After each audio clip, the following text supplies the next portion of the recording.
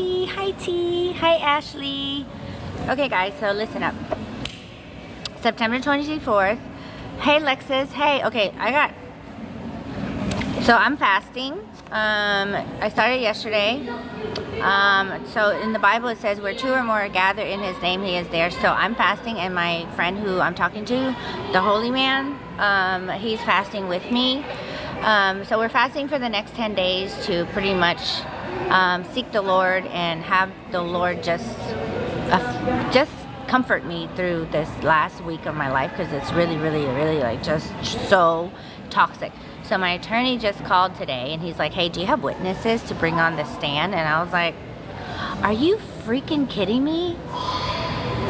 The only witness I have that has seen everything are my children and myself. And my son, who's 18, went to college and he's in Chicago. So now I'm gonna call my son and ask my son if he can fly down for a day. Look at this waste of money. Look at this demon. This demon is constantly trying to make my financial bank bleed. So hopefully my son can come down and testify. But the past 2 days, Sunday night and Monday night in my fast, going into prayer and seeking the Lord, he's assured me, I've written it down, he's assured me every single night about court, that I'm gonna have victory. Let me show you. Oh, and T, look, you guys see, I put pray for T, pray for Jordan, pray for Ashley, pray for Kurt. So you guys are in my prayers. But the first night, the prayer that I was seeking for is victory in court and financial reimbursement, deliverance for my daughters, for the veil to be torn, for my job to open doors to the school that I want to be in. And so for that night, we opened up the book and we were led to Psalms 20 and Psalms 21. So Psalms 20 says he's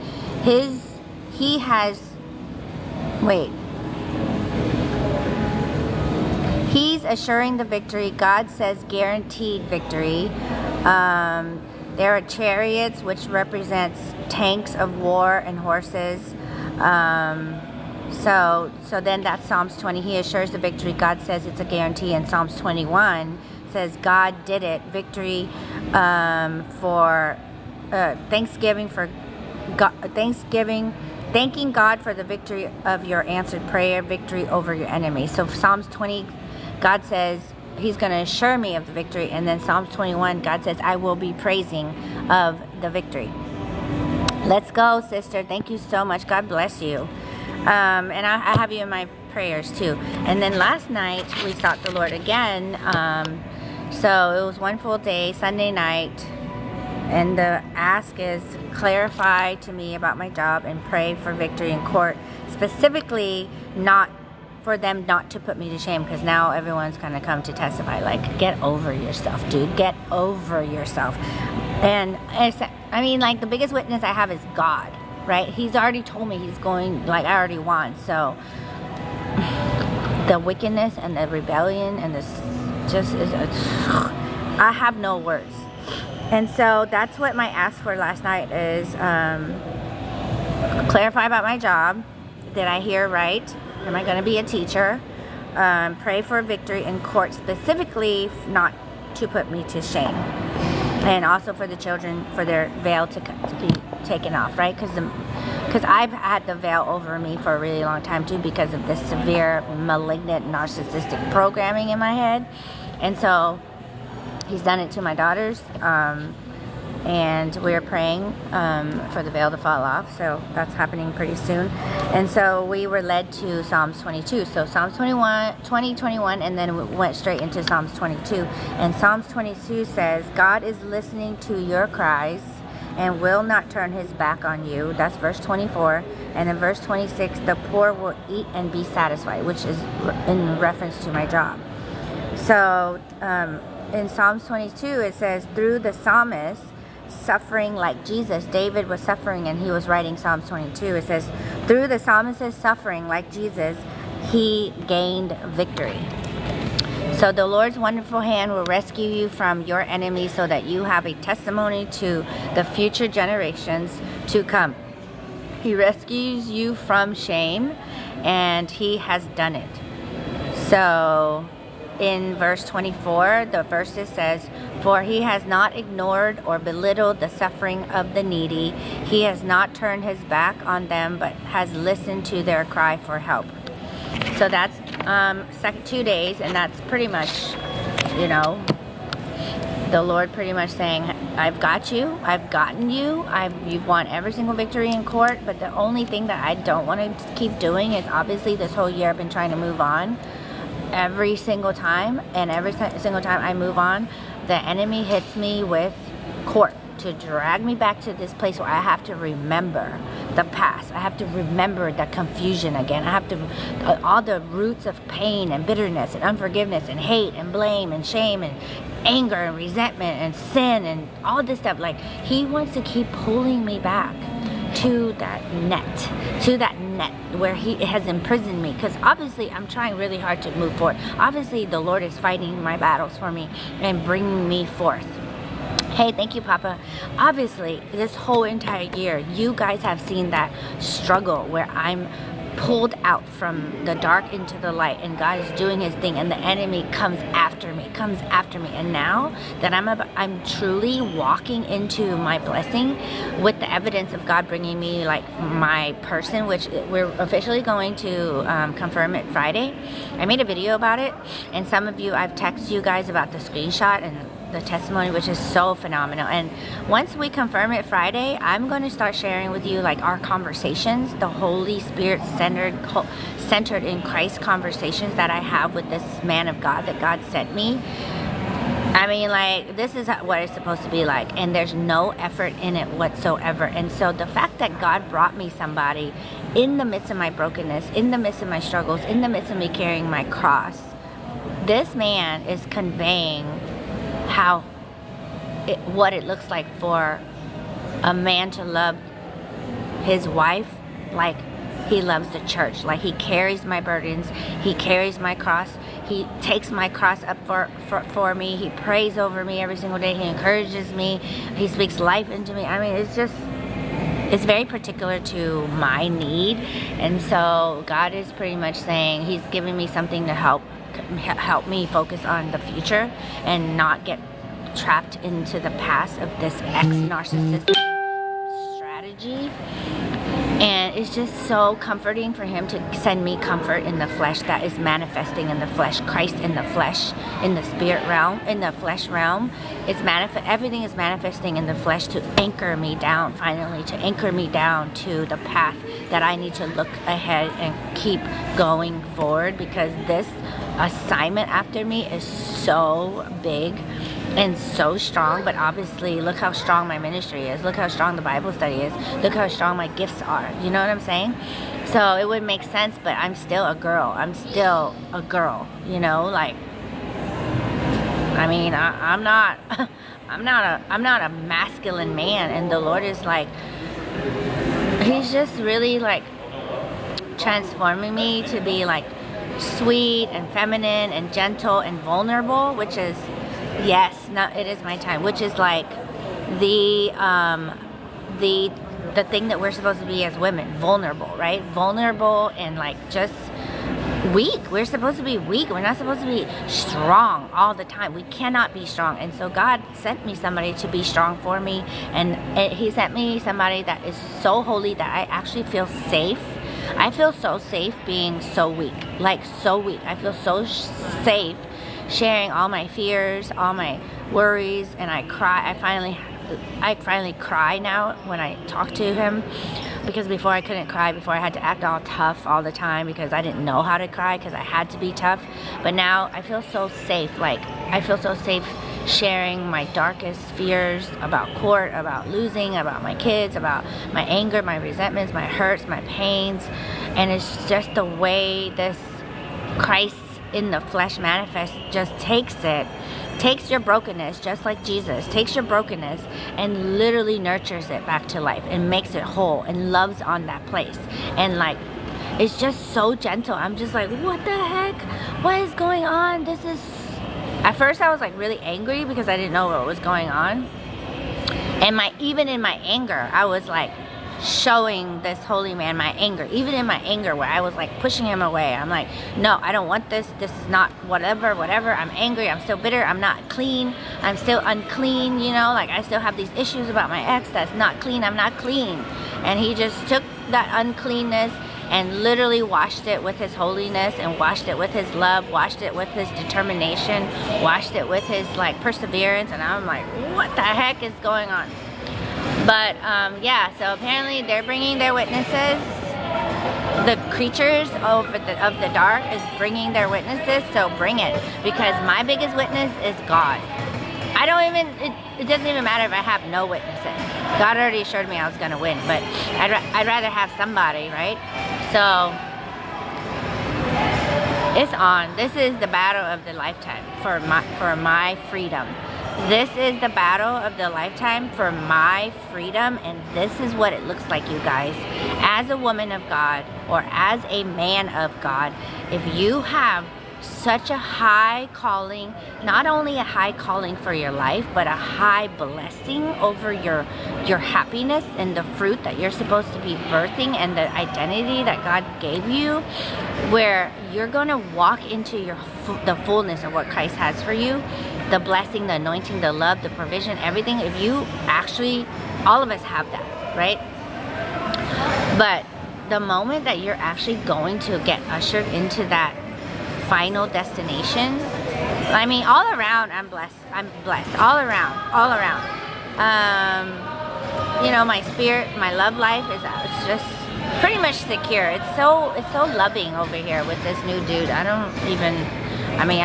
can't believe I'm even saying this, and we haven't even like held hands, you know? We just pretty much fellowship together.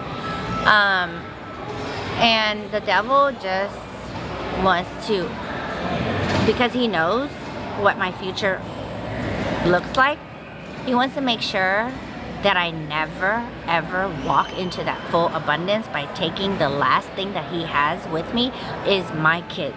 If he takes my kids, he knows that will keep me at a place where I would always be weak in the Lord, bitter, angry, resentful, unforgiving, hostile, reactive, you know, just a sinful person, just consistently unforgiving to him. That's what the enemy wants to do, is to plant that in me by robbing my daughters from me, to make sure that he plants that spirit in me, so that I never am really free.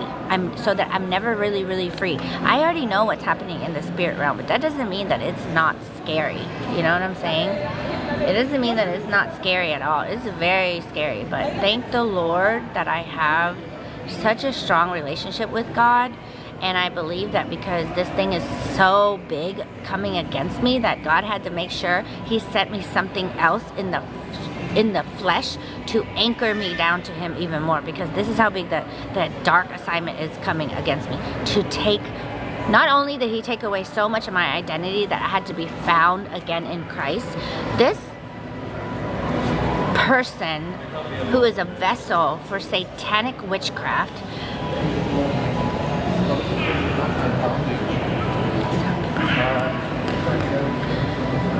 has strategized to eat me up alive over the 16 years, to rob the identity that Christ has given me, or wants to give me, or wants to heal in me since my childhood. And this thing was planted in me to make sure I never received that. And I realized that I've gotten robbed from so many things: my spiritual happiness, my spiritual peace, my spiritual patience, my spiritual gentleness, goodness, kindness. All those things have been robbed from me, and I had to chase the Lord for the Lord to go attack the witchcraft kingdom that took it and give me back those things. And now, children that God gave me to carry, because let me tell you about this malignant narcissist. He told me he was going to marry me after 2 months we were dating, and he knew I wanted to be a wife. And 4 years later, he still did not propose, and I did not say one word to hound him about when he's gonna marry me, because I was still that feminine girl. I was still that girl that did not want to like nag on my person, and I wanted it to be like a natural thing for him to just decide when he was ready. 4 years had passed and he still did not propose, and I never brought it up. I never shared with him my frustration at all.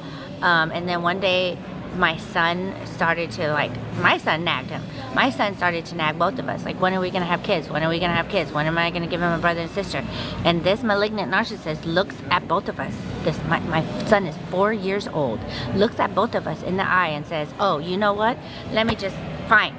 He goes, from 12 months from today, I promise both of you, you will have a brother and sister, and you know. And I looked at him and I'm like, are you serious? He's like, yeah, why not? I mean, we've been together 4 years. Why not? I mean, sure, I'm ready. And I'm like, for me, that was better than a proposal, because I was thinking, well, maybe we're just poor. Maybe he's poor. He can't afford a ring. But if he wants to have a baby, that's a big commitment, and I'll take it. So I literally ran out of Jack in the Box. He pretty much proposed to me in Jack in the Box without a ring. That's how he proposed to me. And I ran out of Jack in the Box just glowing, knowing that I was going to spend the rest of my life with somebody. Then, after that, he called me pretty much every single day and asked me if I've gotten my period, if I got my period, if I've gotten my period, if I've got my period, if I got my period. So I'm thinking, oh my gosh, he's really excited to be a father. I'm thinking, wow, this is exciting. So the minute I actually finally tested, I was pregnant. I went over to my friend's house, my girlfriend's house, and I told her how excited he was to be a father. So she was excited for me. I was excited. I was glowing. We went to Target and we went to the baby card aisle, and we picked a card that was really cute, and we put it in a little gift bag, and I wrote in it. She told me what to write in it. She pretty much said, congratulations, Daddy, I can't wait to meet you in 9 months. So then he called me on that day too, and he was like, did you get your period? I'm like, I'll tell you in person. He was like, no, just tell me over the phone. And I'm like, no, I'll tell you in person. I go and I give him this bag with this beautiful card in there with like a bunch of little cute little baby gifts. He opens it up and reads it. He looks at me and he says, you know, abortion is an option, right?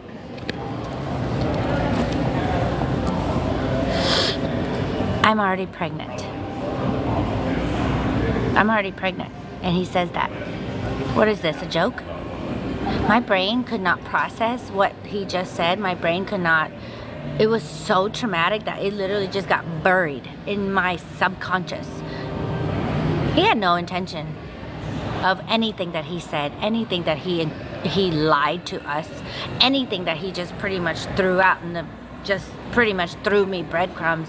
No consideration whatsoever. I've been gaslit since 2 months in.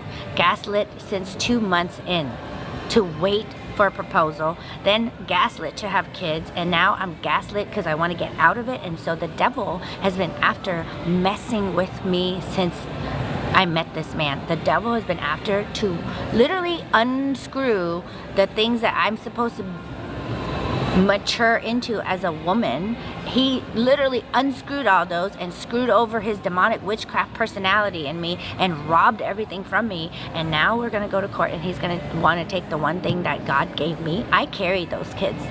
I carried those kids because this malignant narcissist was on assignment. That's all it was. He's on assignment. He's not a real soul. He's not a real soul that can change. Because I saw this TikTok video that said some people are just on assignment. Some people are just on assignment, and they're not human. They're not really human. They have no soul. Because this lady I heard on TikTok, she said a soul has the capacity to make a decision to change, which is to repent. A living soul who is alive can have the capacity to make a decision to repent, to change their ways. An assignment, on the other hand, has no soul, so they can never truly identify with the things that they need to change, and so therefore they don't change, and they continue to go and wreck everything that they touch. So yeah, this is what the devil wants to do, is make sure. I already know he wants to come after the one thing that I carried in my body that is a piece of me. He wants to physically manifest the robbery, and take that from me. Oh, hi, what did you buy, Milo? Oh wow, hi, what did you buy? That's awesome. Look, we got these new chains in. It's so dope. It's so clean. We almost sold out. I sold out all the silver. So yeah, this is what's happening. He wants to rob my kids to make sure I fully don't experience my future husband. I don't experience him being the true father to make up for this narcissistic assignment. I don't see, or my daughters don't see the fruit of that. I mean, this is beyond what we understand. This is beyond what the human mind can comprehend. This is spiritual. This is a spiritual plotting in the heavenly realms against me. And you know what? God ain't having that. Oh no, he ain't having that. So,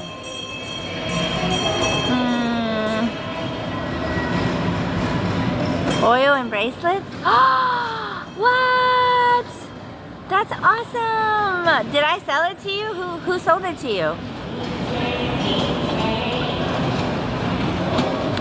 And so yeah, like I'm coming out. I did. Oh my god, I'm so excited. Yay! That's so awesome. You showed me your book. Oh my god. Bro, that's amazing. That's the only one time I had my book here. But yeah, you guys, it's getting legit. This is it's going down. God's coming in. God's coming in that courtroom, and I'm just gonna sit back and watch the show. Y'all go get your popcorn, because I'm gonna buy popcorn. I'm gonna eat popcorn. I'm gonna eat my spiritual popcorn in that thing. And let my Father be my attorney, and let my Father be my vindicator, and let my Father be my Father, and protect his daughter. Because I'm not fighting this. This is not my war. It's his war. This man, this vessel, this creature, this assignment, he's fighting him, and whoever it is that he's bringing on to this bandwagon of his, they are all fighting the Lord. They are all fighting the Lord. They are all fighting against God, because I'm not fighting. I haven't been fighting since he brought me to court. I have not been fighting. We're on the defense. We're just defending ourselves. And every time I go in there and I don't say a word, I don't even ask my attorney what the strategy is. For what? I don't need to know. So my attorney just calls and be like, hey, we have court. Okay, see you there. Okay, here's the bill. Okay. Hey, we have court again. Okay. I don't even say for what, because God already told me that he is my attorney. I go in there with blind faith. I go in there with supernatural blind faith, because I'm looking for God in the courtroom. I'm looking for his angels in the courtroom. I'm looking for the covering of all the anointing and the word and the protection. And when I go into that courtroom, I park my car, I start looking for the Lord. I'm like, Lord, where are you right now? What do you got to say for me today? Where are you right now? And boom, he always shows up somewhere with a sign or literally a verse or something like that.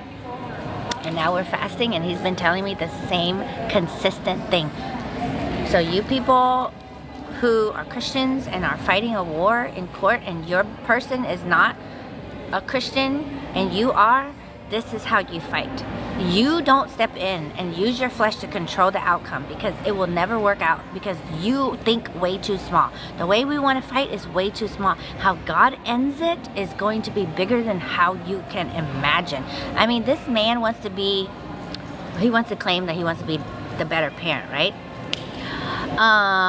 He lost the very first trial, and the judge ordered him to pay for insurance in March, and he still has not paid for insurance. And I'm like, oh, okay, so you want to be, big daddy on campus, and this is part of daddy role, is to make sure all of our health insurance is covered, all of our health is covered, to make sure we're all insured, and you're just delaying it because that's not priority for you, because you don't have the money, right? Because you don't have the money, right? He still hasn't sent me the the insurance. He actually is trying to call his attorney so that he can get out of it. I don't even care. Like, there's no point in talking to my attorneys about any of this, because I'm just going to regurgitate the same vomit, and it's going to make me angry. It's going to make me defiled. It's going to make me sick. It's going to make me a horrible sinner. It's going to make me unforgiving. It's going to make me so bitter and so wretched.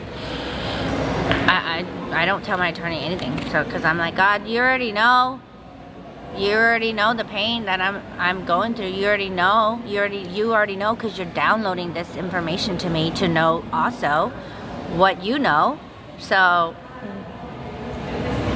you already know he doesn't want to pay for insurance. You already know this before. So that's why you ordered him to pay insurance. So it's on. My freedom is around the corner. My freedom is around the corner. It's already free, but like, God's going to do something and shut this thing down. So, yeah.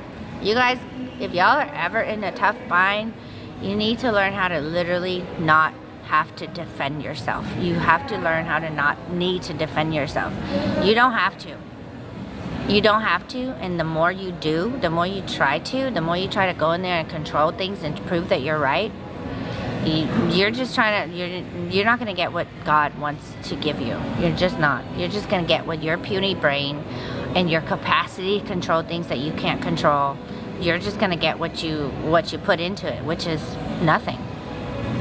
So if you're facing a really big battle in front of you as believers in Christ,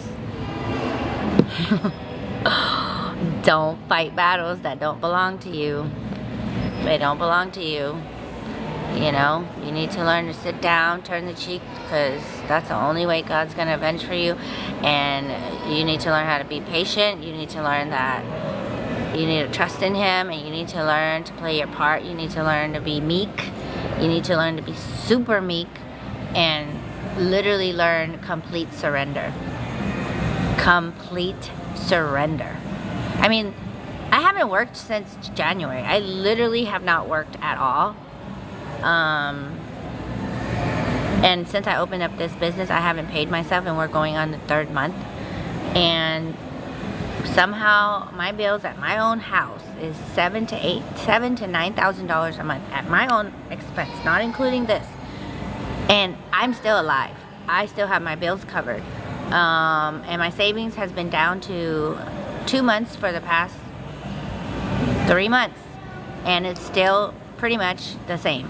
God has been dumping money into my account. I don't even work. I don't even go and hustle. I don't even talk to clients. I don't even talk to my old wholesale customers. He just brings in the orders. I have done nothing but sit at the foot of Jesus, study the Bible, teach the Bible, seek His word, and be in the Spirit, and ask Him to guide me, ask Him to clean me, ask Him to deliver me, ask Him to make me whole, ask Him to heal me, ask Him to love on me, ask Him to stop these thoughts that I have. I just literally just am obsessed with spending time with Jesus, and He has taken care of everything else. Literally. The only thing I've been trying to do is like apply for a job, which I only applied for 2 places. 2. One gave me an interview, and one responded and said, district is coming in to clean out the student-teacher ratio, and after they clean it out, if there's still an opening for a teacher, I will call you. So I really haven't even had time to send over my applications because I've been worried about everything else. Complete surrender is the best, how do you say this? The best position to be in when you're in a tough position. It is the best. It's scary, yes, it's so scary, but you're not managing anything. Thank you, it will. He's already said that it will. It's just a matter of me applying to the right campus, because there's a campus that needs me, and I haven't hit the campus yet, but it's already mine. It's already mine. And what I want to tell you guys is you need to learn complete surrender, especially when you're facing really tough, really dark battles in front of you. You need to learn to complete surrender and let Him fix whatever it is that your heart desires, because if you go in there and you try to say, I want this done, I need this done, I want to order this on Him, I want to respond like this, I mean, you can try, see what happens. I haven't done anything but sit back and watch God fight this case for me, and I have won. I'm telling you, I don't talk to my attorney about what he's going to do. Nothing. The only time I really talked to him is the first time today. He's like, hey, we need witnesses. And I'm like, what the heck? Okay. Fine. I'll call some people. But, I see. Yeah, that's what's going on. This fast has been going great because God's been assuring me, and I'm just, you guys, if y'all are going through some tough battles, you need to learn to fast. And I'm just gonna let you know, okay, when I was in this relationship, this evil relationship, I did everything the Lord asked me to do. I sought the Lord. He told me to stay, I stayed. He told me to pray, I prayed. He told me to say this, I said this. He told me to surrender, I did it. He told me to love on my ex, I did it. He told me to rebuke my ex, I did it. He told me, whatever the Lord told me to do, I did it. I sought the Lord since 2014 was when I got saved, and He plucked it out in 2022. So,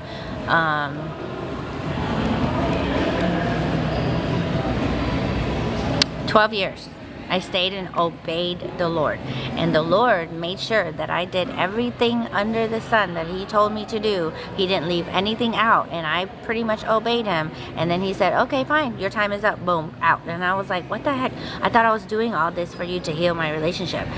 And I cried for 2 years, since 2022 until now. I literally cried. I broke. I was confused. I was weak. And slowly the Lord built me back. And then boom. Sent me a holy man that is a million times so much better, obviously, than what I can ever imagine. Just as a friend right now. We're just friends. And it's just been the most mind-blowing thing I've ever experienced in my entire life. And I have a lot of guy friends. And I have holy guy friends too, but like friends, but not really for me. And this is my holy guy friend that is I'm pretty much 99% sure is for me. Oh my gosh, it is like the most beautiful Holy Spirit encounter experience I'm ever living in right now. So there's my reward. Okay, I got my reward, and more of my reward is coming, and God is assuring me. So we do have to suffer, but in our suffering we do have to obey. That's all I gotta tell you guys. You guys want to sit and just pray and ask God to give you what you want, and you don't obey, good luck with that. It doesn't work that way. It does not work that way. It does not work that way. I don't care if you want to go around and run and hear some other gospel. If you are praying for your relationship, or you are praying for something that you really need, and you're not obeying the Lord to get there, your prayers are pretty much empty. I'm telling you that. Your prayers are pretty much empty. You gotta obey, and it's not gonna be the way you want it to come out. It's going to be the way God answers your prayer. It's going to be the way God answers your prayer. But you have to obey. And He requires obedience over sacrifice. The Lord requires obedience over sacrifice. Look at all the prophets in the Old Testament.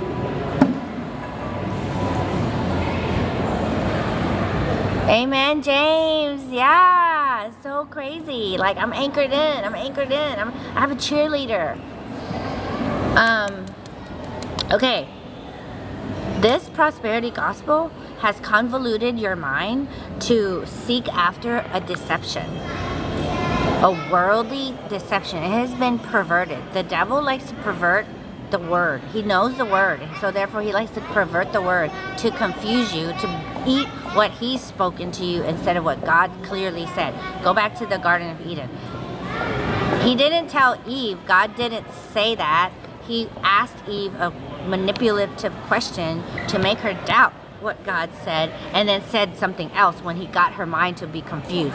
When you're strong in what the Lord says, He can't loosen up your screws. But when you're not strong in what the Lord says, and He tries to like give you a word that's kind of like you're not really sure, your screws can get loosened, and then He goes in and then He ministers to you from that weak place, from where you don't really know what God requires of you.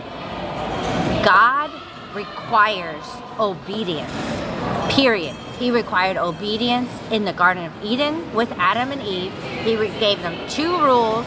Don't eat the tree of good, don't eat the tree of knowledge of good and evil, or you shall surely die. I mean, one rule. He required that. God requires obedience. Look at who was after that. Seth and Abel. Seth obeyed. No, Abel. No, Cain. Cain and Abel. Who was it? Who was Adam and Eve's first children? Cain and Abel, right? Abel obeyed and gave the Lord the sacrifices that he required. Cain disobeyed and gave the Lord fruit from the ground that he cursed.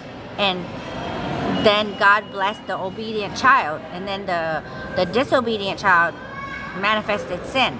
Then after that, God rebuked Cain, pretty much put a curse on him, isolated him, put him in the wilderness where nobody can, associate with him. Then Seth came to renew the obedience, right? And then Seth walked with God again.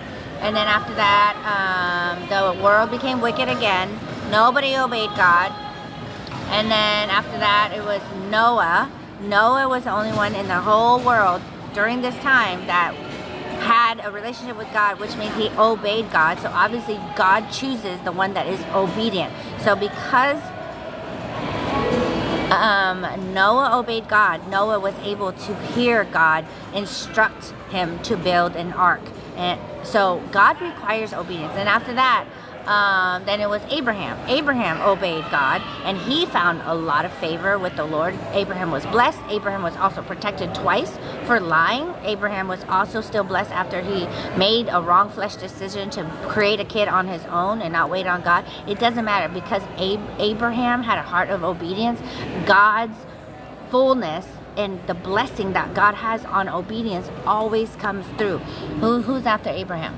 Abraham, Isaac, Jacob, all the prophets that he chooses, he requires obedience. And look up all the way up into Jesus. Jesus executed perfect obedience. Executed perfect obedience. Perfect obedience in order to give us the salvation that we have right now. God requires your obedience over your sacrifice. Sacrifice, what does that mean? Sacrifice means if you want to pray, if you want to go to church, if you want to tithe, if you want to love on the poor, if you want to do good, if you want to spend time with your volunteer, but you don't obey what God tells you, He's going to choose the one that obeys over the sacrifice. When you get like a free gift, obedience is what God requires from all of us. So if you are praying for your relationship, you need to go and study what you're supposed to be doing, you yourself, your own accountability unto God. What does God require of you? Not what you're doing and what they're not doing. What you're doing and what they're not doing. What you want them to do because you're doing that. Love in 1 Corinthians 13 verse 3-4 says, love is patient, love is kind, love does not boast, it does not count a tit for a tat. Those 4 things already right there is you violating the law of God. So you're not patient on the Lord to do what He requires of you first, to turn your cheek, to be obedient regardless of who it is, where you're at, what's going on in your environment. You need to serve the Lord before you serve your flesh. You need to serve the Lord before you serve yourself. You need to serve the Lord and before you go and serve yourself and require that man serve you because you're serving God. Like, that's crazy thinking. If you're thinking, well, I'm serving God and He's not serving my needs, that's crazy thinking. Who says that He has to serve you at all? Who says He has to serve you at all? Both of y'all are required to serve God. Both of you are required to serve God first. If you serve God and you are obedient to God, then God will bless you. And if He serves God and he is sacrificing but not obedient, then who is God going to bless first? Who is God going to talk and speak into first because they are hearing Him? Obviously, the obedient person, even in a Christian-centered, Christ-centered relationship, who is the one that is actually obeying, and who is the one that is faith by works? Who do you think he's going to speak into? Because who do you think he knows who will listen to him to do what he requires them to do to answer the prayers that both of y'all are praying?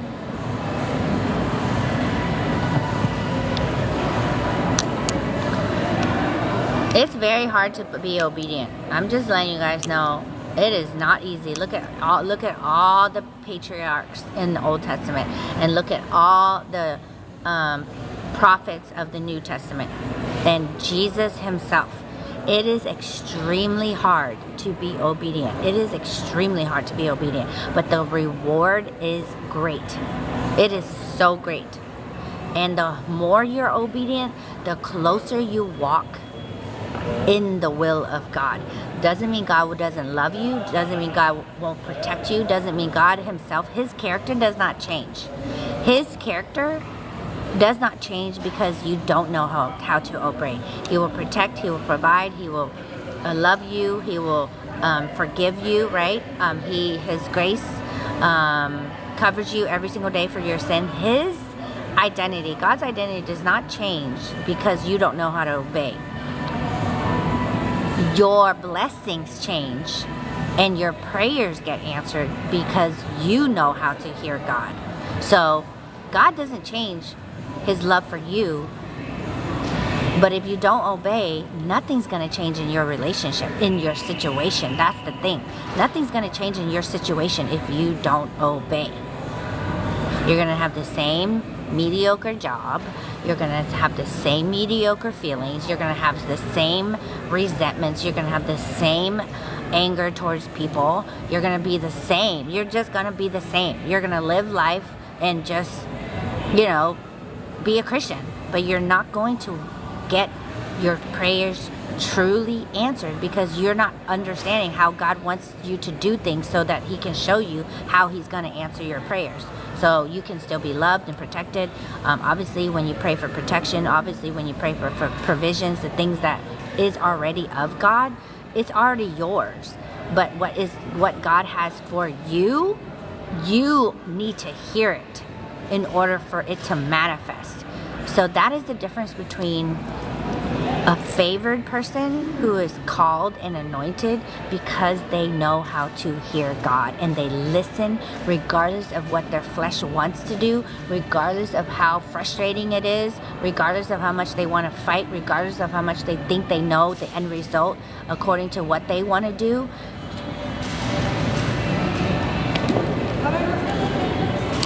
Obedience opens doors to you entering into God's will for your life, period.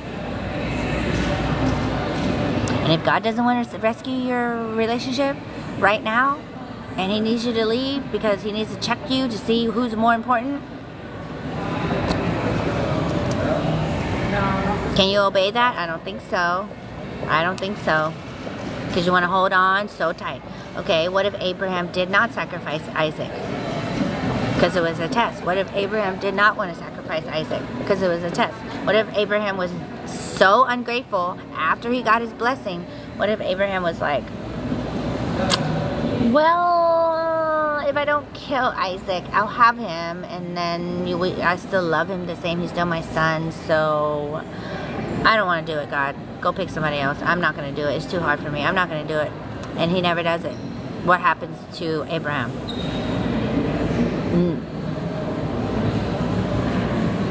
He won't have descendants the size of, more numerous than the stars and more numerous than the numbers of the sand.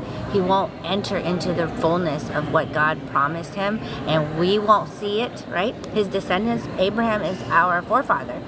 We won't see any of that. It affects everything in our future. Are y'all hearing me? It affects more than you even understand about your future. That goes beyond your generation. That comes directly through your obedience. Some of you in your prayers, y'all need to pray, help me be obedient. And besides, let me have this, X, Y, Z. Some of you need to start praying, Lord, help me obey every single word that you say for me to do for that day. Help convict me to just do it and don't ask questions and just trust you.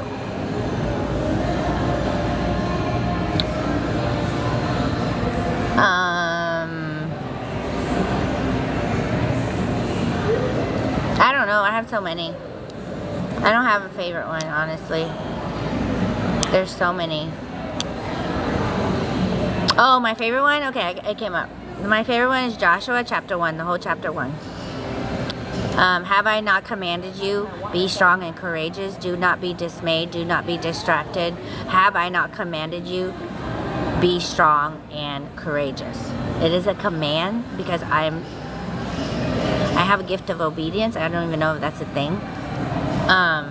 So when I know it's a command from God and He requires me to be strong, to listen and obey it, it helps me remember that He tells me that I'm going through a really hard season and that He requires me to be strong. He requires me, so that reminds me that He already told me this season was going to be one of the toughest seasons of my life, and He already spoke into my life. And not only did He speak into my life, He didn't give me an option but a command to be strong. So if I'm being weak and I'm being scared, then it just brings me back to that scripture in Joshua chapter 1. Okay, well, of course you're going to be scared because God already told you. Do not be discouraged. Do not be dismayed. It is a command. I need you to be strong going into this. So you're supposed to feel exactly what you're supposed to feel, because this season's super hard for you. And God unleashed that season to you because He knows what is about to come out of this. So it's a command from God. Be strong. Be strong. Be so strong. Because God told you, because He already planned this whole thing. He already set it all up for you. So whenever I'm weak, I come back to that verse. And I'm talking about strong season. I'm talking about the worst, the most scariest season of your life, where God unveils everything that you did not want to face. God reveals to you your deepest fears. God uproots your deepest fears. God walks you through the valley to face your deepest fears. God faces your demons. God faces your pain. God faces every single thing. And literally you're like, God faces all your mental health issues to deliver them. God faces the roots of suicide, depression that was planted in you. I mean, like all of these things. God's like, boom, we're going in. Don't be scared. And all you're feeling is scared, and yet that's the voice that talks to you. That's the voice of the Lord that commands you. We got it. We got it. We got it. I got you. Okay? So that's my favorite verse. Joshua chapter 1 is my all-time favorite. It is a command to be obedient and to be brave, which means when you're going through something scary, you just be courageous to just walk it out, right? It's not like, oh, it's not going to be scary. It's like when you're going through a really scary place, you just have to walk through it. I don't know how to explain how to be courageous. Like,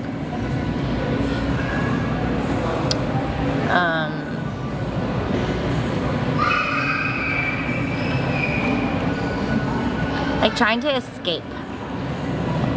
If you've been abducted, right? If you've been abducted and hijacked and you're being held hostage, and somehow you've been held hostage long enough to know your environment, and you figured out how to escape, to actually walk out your plan to escape requires a lot of courage. It requires so much courage from you to just do it, right? Because sometimes when you're in that situation where you're like held hostage with lots of evil people guarding doors and with guns and all that stuff, but you know exactly what time to steal the keys, you know what code, all you gotta do is get it, and then you unlock the door, and like everybody else can run out with you, but not everybody's gonna be courageous. So the moment when you make that decision that you're gonna go through it, you have to follow through. There's no halfway. There's no halfway, or else you will die, right? You will get caught and busted, and they can literally like hurt you really badly. that is what's happening with me in this situation for me. Like, some people have gone through worse things, but this is my portion that is extremely scary for me. And that's what this verse means, Joshua 1, be courageous. That's what it looks like, is I have to decide to move forward. I have to decide to get out of the prison, and there's certain things that I need to do that is gonna cause my like PTSD to literally shake the whole entire time, where I'm like on fight or flight mode the whole entire time, and if I don't run on that fight or flight to get out, I might not make it. So that's how I feel right now this whole entire time, going through this court thing, escaping spiritually, physically, financially, emotionally, everything from my ex. This is what it's taking just to get away from him. How horrible. This is what it takes just to get away from him, and yet he's still after my kids. I can't. The healing that God had to take me through to show me what I'm dealing with, it hurts, but the revelation at the same time releases me. The revelation at the same time of this person that I was praying for. But I wasn't even praying for this person. I was just being obedient. I was being obedient to God because I loved the Lord so much. I wanted to do what He told me to do, because I wanted to do the right thing in the eyes of God. I wanted to know what I'm supposed to do in this situation. I didn't know I was held hostage. I didn't know I had Stockholm Syndrome. I didn't know that this devil vessel was somebody else. I would never know who he really is. I didn't know that this person was so self-centered that, I don't know, it's just, I mean, like, the process of escaping was so painful and so scary, but I'm escaping. Every step of the way that you're escaping your hostage situation is so scary, but you know that you're taking that step. When you go, you're going. You're like, like there's no stopping you. There's you cannot go back, or else you will die. You literally, once you step into that decision that I'm gonna go, and I'm going, I'm getting out of here, regardless of what it's gonna take. I'm getting out of here. And every step is daunting. Every step, you're like literally having the worst freak out moment of your life, but every step that you've made it past the soldier that's sleeping, or the devil that's sleeping, or whatever it is, every single step that you have passed, every single milestone that you have passed, I don't know how to explain this to you, but you just know you just celebrate victory, right? Then there's another one. There's another like obstacle to turn the corner, right? There's another obstacle to hold your breath, like be really quiet. Like, it takes so much concentration to escape this vicious prison that you've been hijacked in. It takes so much commitment and dedication, and takes so much out of you to want that freedom. But every step you take, as terrifying it is, that you actually make progress to move forward, a piece of you becomes alive, and a piece of you that is not you dies. Oh my gosh, it is like a life and death experience in the same event. I don't know how to explain it. You know, it's like giving birth to your child, and also your child that's already alive. I mean, you know what I'm saying? Like, pass away. Like, two dual things happen at the same time. Your brain is like, whoa. Like, literally, your brain is like, whoa, whoa, whoa, whoa, whoa, every step of the way. Where your new identity gets birthed, and the old, like, pain, depression, anxiety, or the death of the person that you thought you once cared about, you thought who they were, the death of that demon, that angel that you now are being revealed that is actually a horrible thing. The death of that, as you realize the truth of that, is what that feels like. The birth of a baby and the death of a alive child. That is how trippy this process has been for me, walking forward into just obeying what God is telling me to do. And if I didn't know how to obey like that, I would never be able to come to this season, because it's this big. It is this big, and my blessing is this big. So it requires this much commitment.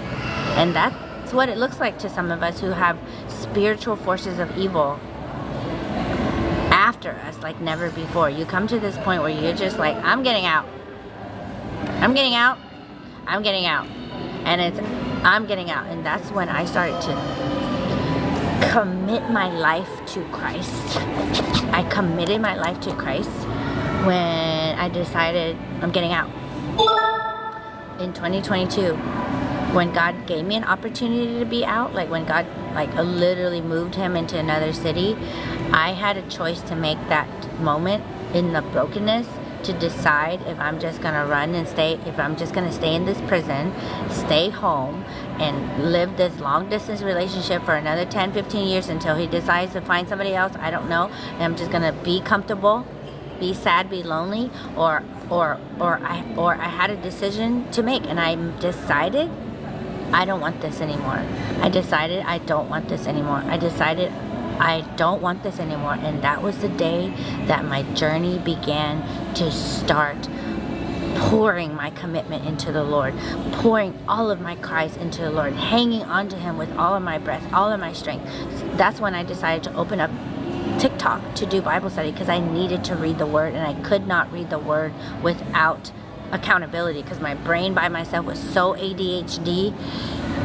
It just was literally everywhere. And that was the moment I decided to commit even more to the Lord. And every time I opened up the Bible in faith, I obeyed what God wanted to tell me, because I needed him to help me. I needed him to help me get out of this situation, because I didn't know anymore where I was at. I didn't even know I was in a prison. I didn't even know how to even get out of this prison. I've been emotionally locked in a prison. The devil came and robbed everything. The malignant narcissist robbed my whole entire reality, my identity, my worth, my value, my beauty, my sense of humor, my joy, my grace, my forgiveness. The devil robbed my soul.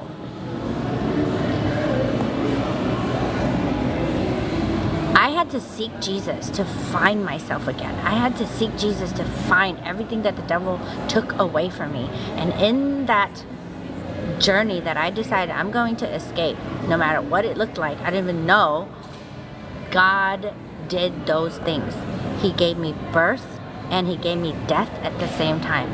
And it was the most mind-boggling thing I've ever had to face in my whole entire life. And now I'm here. Crystal clear. Crystal clear.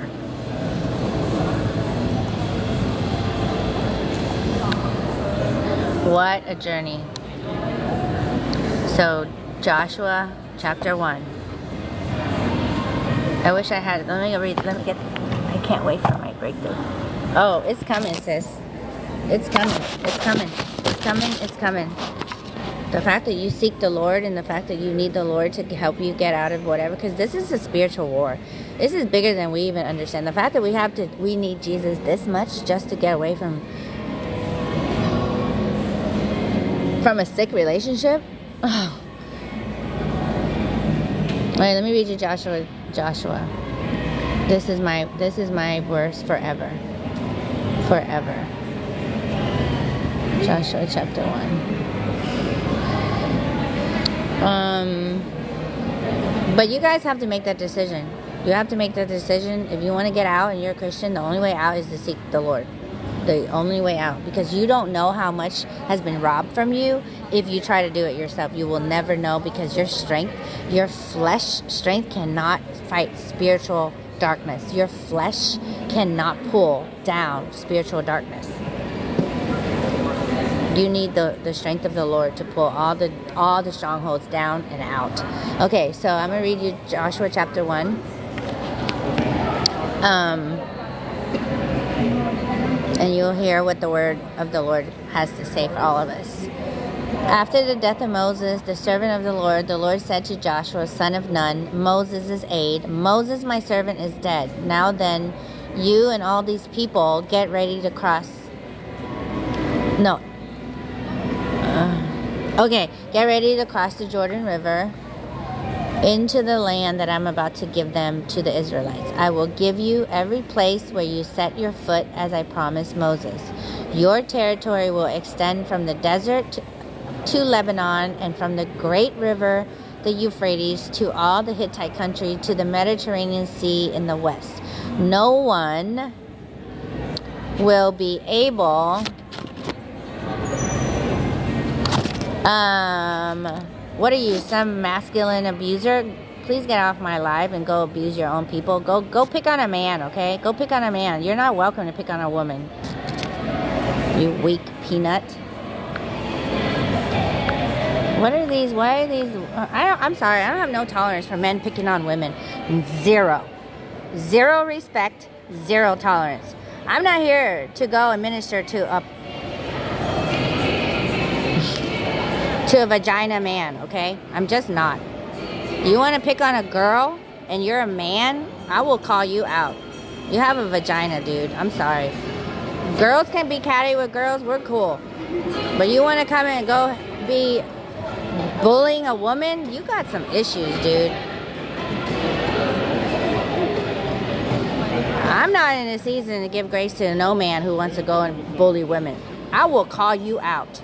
I will call you out because I see your vagina from all the way over here across the states. And it's funky and it's stinky. You have a big vagina, dude. Go back and go find your masculinity. Sorry, I'm not here to minister to men. We're not here to, I'm not called to minister to a man anymore. He is called by God to protect us.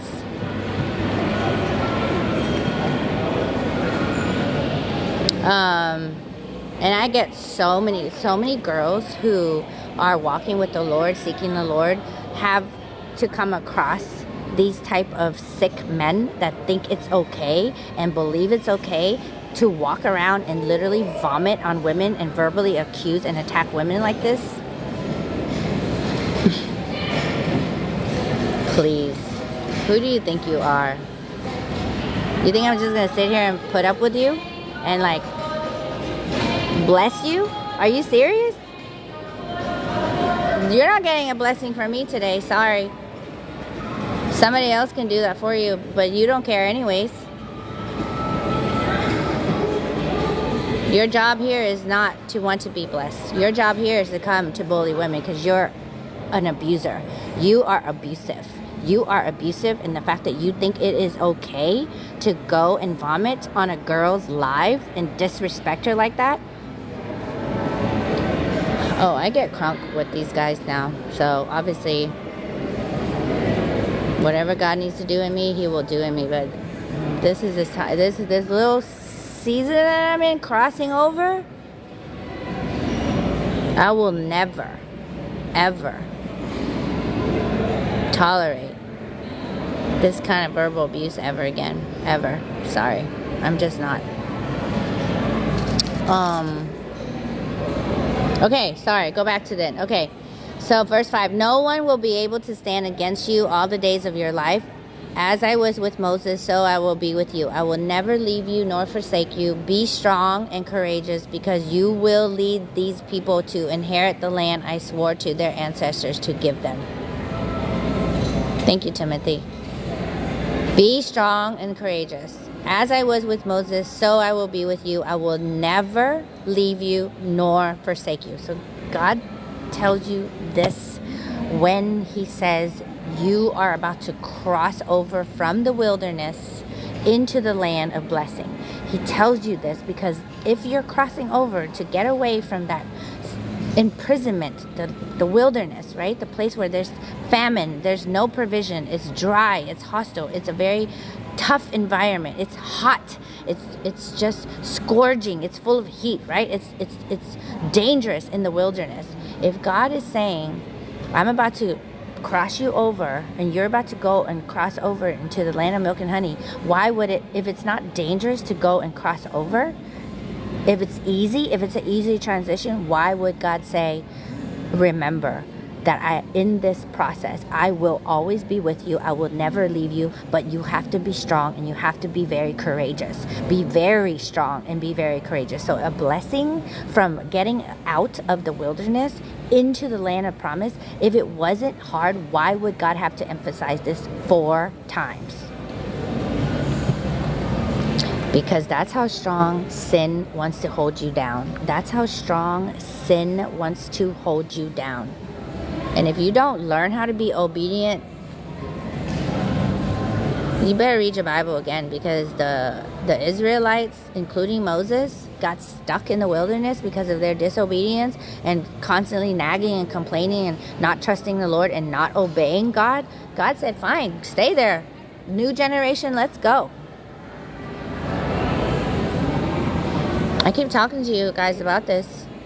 You guys need to put this in the forefront of your forehead from now on. I need to obey what God says, regardless of what it looks like, regardless of what my flesh wants. I need to obey what God tells me to do today. And if God tells me to hush and be quiet, then I need to do whatever I need to do to make sure I obey for the day. Go outside, check out, go to a hotel, stay somewhere else, go to your mom's house, go to your sister's house, calm down, go do something, get out. If you're consistently in the battle and you are stepping over boundaries where God is trying to breathe into you and teach you how to obey, and you don't want to obey because you want to win all the time, you want to be right all the time, you want to take over all the time, and you want to push everybody out of their way because you have such a strong will, I don't know, maybe go on a fast. But continuing to say, God wants to heal my relationship, God wants to heal my relationship. You know how many women have come to me that I have spoken this, but I have seen their behavior is constant disruption and disrespectful to what God tells them to do. They can't listen to God. They can't. Their pride is so in the way. Their self-righteousness is so in the way. Their hurts and stuff is so in the way that they make sure that the other person needs to know all the time. And God's like, I already kept them blind. I kept them blind. They're not going to hear from you. So stop what you're doing and listen to me. They don't listen. They don't listen. They don't listen. They don't listen. They want to fight all the time. They want to be right all the time. And eventually you lose that battle because you don't listen to God.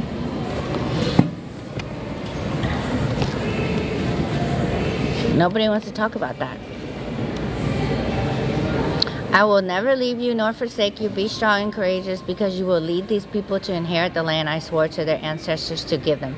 Be strong and very courageous. Be careful. Be careful to obey all the law my servant Moses gave you.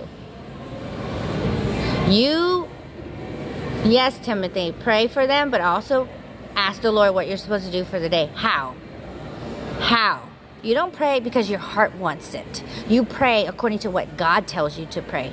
You need to listen to the Lord. Pray how? What does God say for you to pray? What are you praying for the day? Because a lot of us get confused too. We still pray according to what we want. Pray how? What does God say?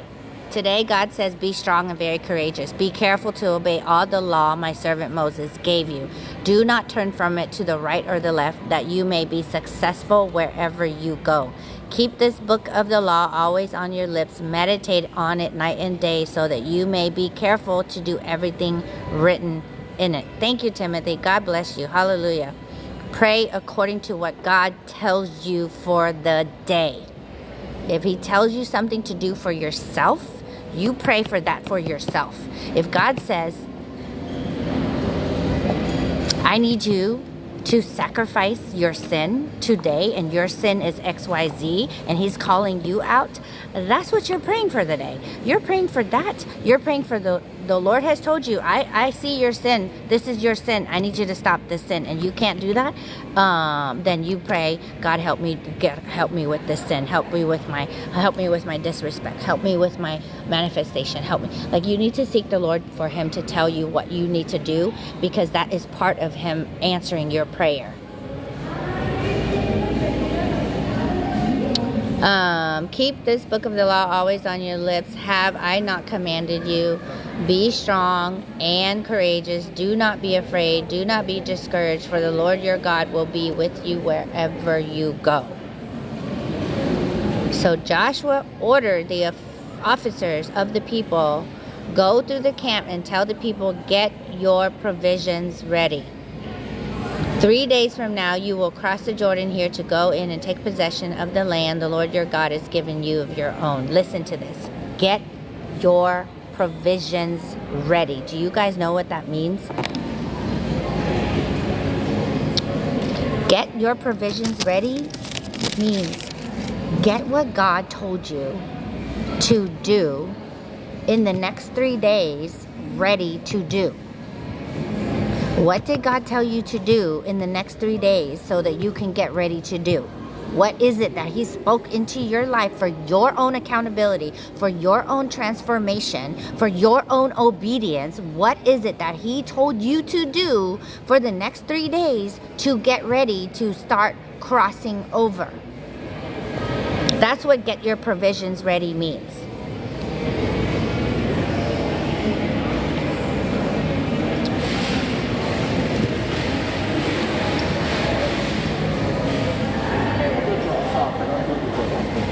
What is it?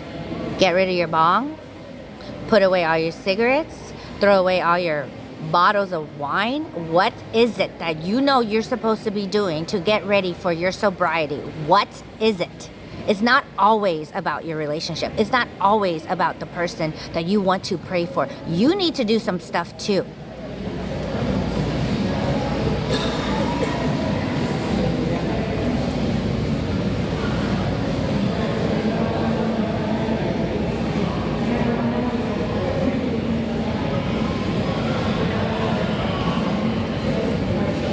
I don't do anything, and Anna. I am not able to preach if I still am bound to addictions. I'm not able to preach if I'm bound to addictions.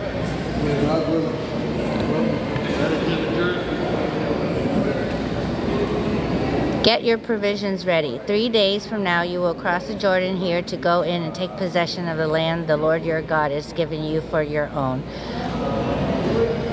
But the Reubenites, the Gadites, and the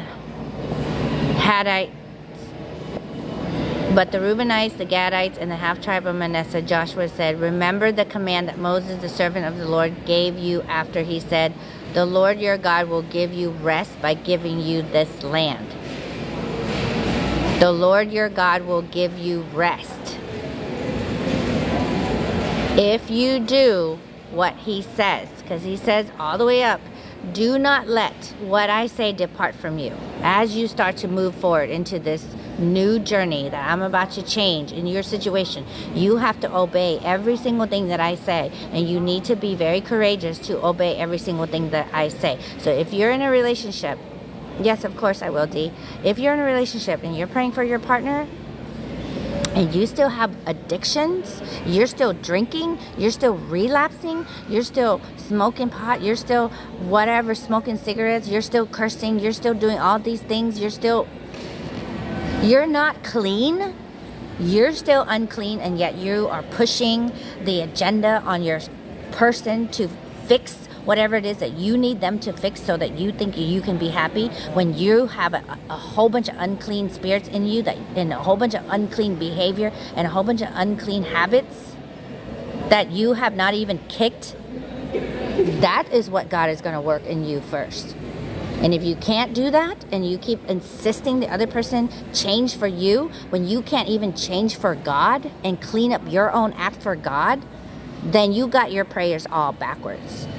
Your prayers are based on self-righteous, self-serving flesh, because you're requiring another flesh to serve your flesh when you don't even know how to be holy to God. You don't even know what you need to sacrifice and give up for God. And then you're going to go and ask your other person to sacrifice their life for you when you can't even sacrifice what God needs you to sacrifice for Him.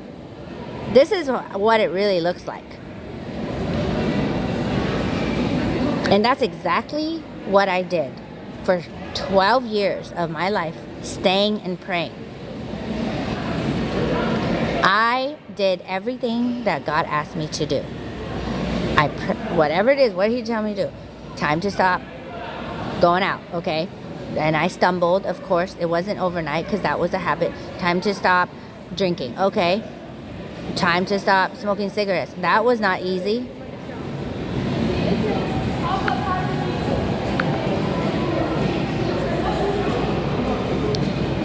D, what are you sick with? I can pray for you.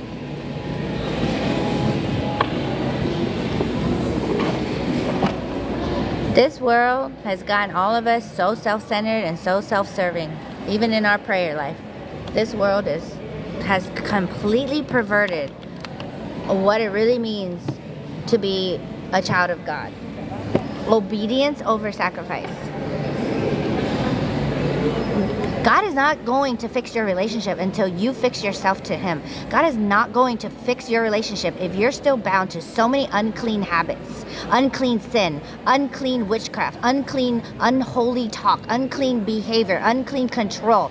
You need to surrender and sacrifice those things to the Lord first so that He can see that you know what sacrifice looks like in order for Him to turn around and make the other person sacrifice his worldly lifestyle for you. You serve the Lord first, and that is the requirement. Obedience over sacrifice. So if you think that you're going to continue to sin and then go and act like a victim and pretty much act like, you know, your relationship's so mean and you're so unhappy and blah, blah, blah, and then you refuse to see your own sin that you haven't cleaned up to sacrifice for your true lover of your soul, the one that loves you, that requires you to change for Him, which is Jesus. I'm sorry. If you can't change for Jesus, why would Jesus let you think somebody will change for you? You can't even change for God, and you want somebody to change for you. You want somebody to sacrifice their sinful life for you, and you can't even sacrifice your sinful life to the Lord. I'm looking for my pen.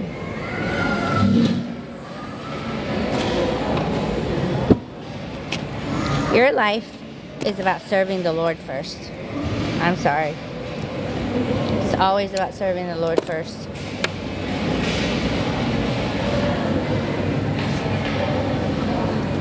What does God want from you? He's a lover of your soul. He loves you so much that He wants you to be better for Him. He wants you to be better for Him. He wants you to worship with Him in holiness and sanctification and cleanness. He wants you to change. So the Lord is pretty much you. He sees a wretched, disrespectful, disobedient, ungodly person, and He wants you to be more godly, and He wants you to change for Him. And He's praying for you. It says in scriptures, He's on the throne room praying for you also. That's what He's doing. So change for Him first, and He'll take care of everything else for you.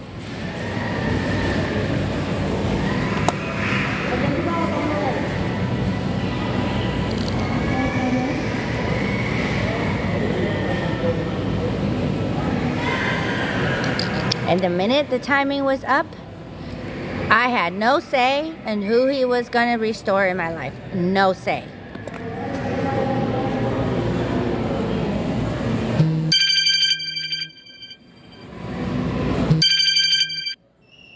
All right, well, that's my mom calling. I gotta go. God bless you guys. Just remember, obedience over sacrifice. Be more holy to the Lord. Serve Him first before you expect man to serve you, okay?